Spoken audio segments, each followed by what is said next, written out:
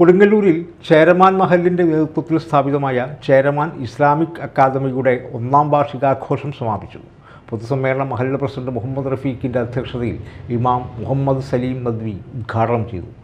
മഹത്തായ ഇന്നലകളുടെ ചരിത്ര പാരമ്പര്യം നമുക്കുണ്ട്. പണ്ട് ഒരു സഹസ്രാബ്ദം മുമ്പ്, 1400 വർഷങ്ങൾക്ക് മുമ്പ് നാം കേട്ടിട്ടുണ്ട്, പ്രവാചകൻ്റെ ചില ശിഷ്യന്മാർ ഈ നാട്ടിലെത്തി. ഈ നാട് ആസ്ഥാനമായി ഭരിക്കുന്ന, കേരളം ഭരിക്കുന്ന 600 കിലോമീറ്റർ ഭൂവിസ്തൃതിയുള്ള പ്രദേശത്തിൻ്റെ അധിപനായിരുന്ന ചേരമാൻ രാജാവിൻ്റെ സന്നിധാനത്തിൽ അറബ് പ്രമുഖർ പ്രതിനിധികൾ വന്ന് സംഭാഷണങ്ങൾ നടത്തി. ഒടുവിൽ ഇസ്ലാമിനെ കുറിച്ചറിഞ്ഞ് നമ്മുടെ നബി മുഹമ്മദ് മുസ്തഫ സല്ലല്ലാഹു അലൈഹി വസല്ലമയുടെ സവിധത്തിലാണല്ലോ അദ്ദേഹം ചെന്നത്. തീർച്ചയായും അംഗീകാരങ്ങളും ആദരവുകളും ബഹുമാനങ്ങളും കിട്ടിയിരിക്കും.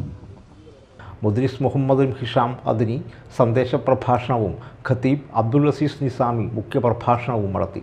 മഹലിലെ മുതിർന്നവരെ പൊതുസമ്മേളനത്തിൽ വെച്ച് ആദരിച്ചു.